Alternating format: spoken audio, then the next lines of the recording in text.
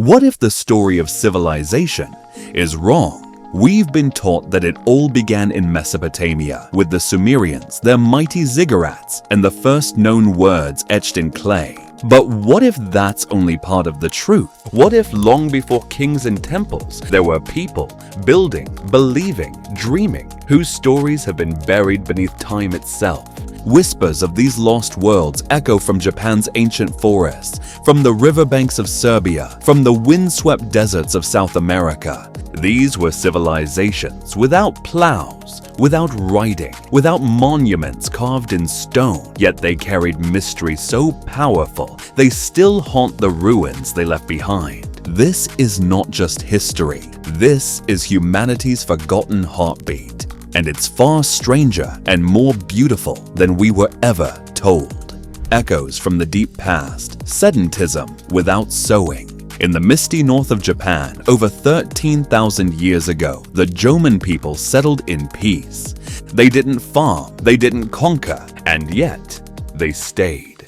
For over 10,000 years, no cities, no kings, but they gave the world something extraordinary, some of its oldest, most elaborate pottery, spiraling, flame-like forms that still radiate emotion. And then there are the dog. Small clay figurines, often female, with eyes wide open as if staring into another world. Many were found deliberately broken. Were they shattered in ritual? Was this grief, healing, a desperate plea to unseen gods? Nearby, stone circles rise from the ground, spiritual spaces built not for power, but for purpose. These people lived with the land, and perhaps with something more. The Danube's hidden spirits, Lepenski Vir. Along the ancient Danube, in what is now Serbia, a riverside mystery unfolds. At Lepenski Vir, thousands of years before formal cities existed, homes were carved with mathematical precision, all facing a shrine, as if watching something sacred. But it's the sculptures that linger in the mind, human-like figures with the faces of fish, eyes wide and round, bodies smoothed from pebbles. Were these gods, ancestors, warnings? Some believe the people thought souls transformed into fish after death, swimming eternally in the Danube's cold embrace. This wasn't just a village. It was a sanctuary, a place where the living and the spirit world coexisted. Seeds of complexity beyond the Fertile Crescent. In present-day Pakistan, beneath the dust of millennia, lies Margar, one of South Asia's oldest settled communities. Here, they built with mud bricks, cultivated wheat and barley, and traded with lands far beyond the horizon. But the real revelation?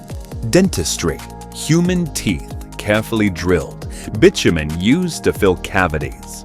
Over 9,000 years ago, someone performed a delicate, painful operation, not to save a smile, but perhaps to save a life. It's a haunting reminder. They felt pain, they cared, they fought to heal. Their buried treasures, beads, shells, stones from distant lands tell us this was not an isolated tribe. It was a civilization, quietly thriving before history cared to notice. The eyes that never blink, Ain Gazal. In the heart of the Middle East, Ain Gazal rises from the earth like a forgotten city of ghosts. Home to thousands long before pottery was common, the people here sculpted statues, human in form, haunting in presence. Lime plaster skin, bitumen-ringed eyes that seemed to follow you. They weren't displayed, they were hidden, buried in pits like sacred secrets. Why did they create these figures only to bury them? Were they protecting something, hiding from something? Or did these statues become something after death?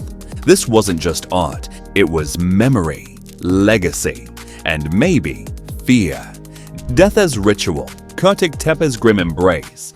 Kurtik Tepe, 9,000 years old, is a place where the living and the dead slept side by side. Beneath their homes, people buried their loved ones. But these burials were different. Bodies painted in red and black patterns, faces covered in white plaster. Some skeletons bore cut marks, signs of defleshing. not out of cruelty, but ritual. They believed death was a transformation, and the body had to be purified. Imagine living your entire life knowing that death wasn't the end, but a sacred transition requiring careful, even disturbing preparation.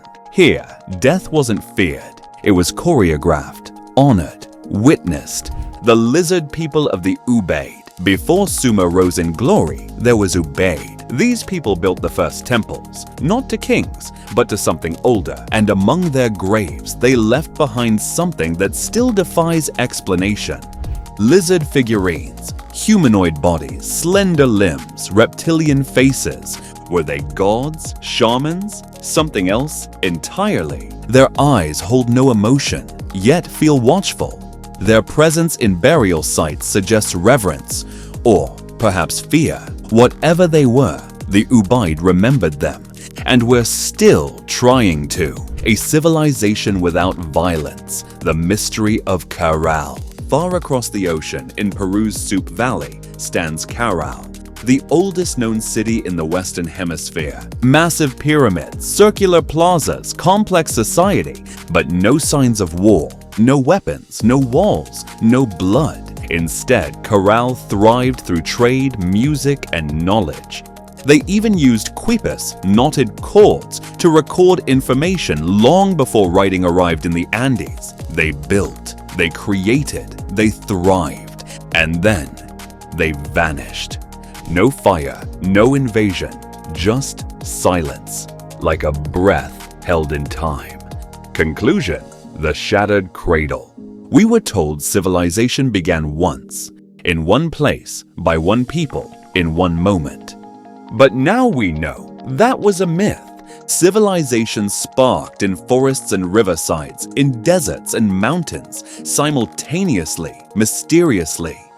It wasn't a single light turning on, but stars blinking across the sky. These ancient people, the Jomon, the Margar, the Ubaid, were not stepping stones. They were worlds of their own. They lived with beauty, with sorrow, with questions we still can't answer. And maybe they weren't so different from us. Because beneath all the ruins, all the forgotten gods and broken pottery, we see something deeply familiar. The urge to remember, the need to believe, and the haunting truth that our past is not as far behind us as we think.